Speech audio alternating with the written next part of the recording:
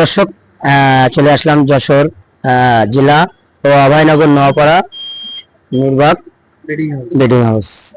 এখানে দেখছেন বিভিন্ন ধরনের আপনার পর্দা দেখা যাচ্ছে, আরো বিভিন্ন ধরনের মশারি ফশারি দিয়ে বিভিন্ন চাদর সহ বিভিন্ন ধরনের আইটেম আছে।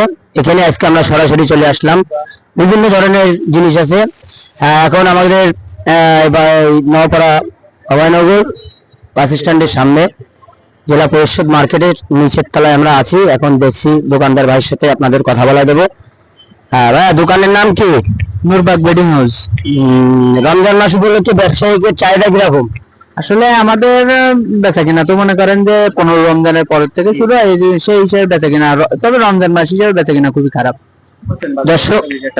দর্শক, আপনারা শুনতে পেলেন ভাইয়ের বক্তব্য। যাই হোক, এখানে চলে আসবেন সরাসরি এই বোরকার দোকানে। আমি বিভিন্ন জায়গা নোয়াপাড়া অভয়নগর পদ্মার দোকানে চলে আসবেন আপনারা, যাই লাগবে। এখানে বিভিন্ন ধরনের দেখেন আইটেম আছে।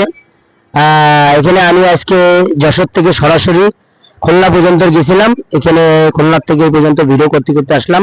লাস্ট ভিডিও আজকের এই ভাইয়ের দোকান নিয়ে।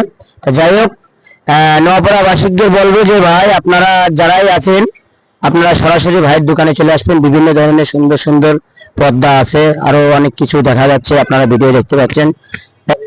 প্রিয় ভাই বোনেরা, এখানে আরো দেখতে পাচ্ছেন তুলো ও তোষক ও ফোম, আরো বিভিন্ন ধরনের এখানে আইটেম দেখতে পাচ্ছেন আপনারা।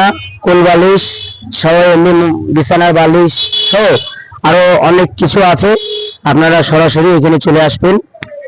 ঠিক আছে, এই পর্যন্তই।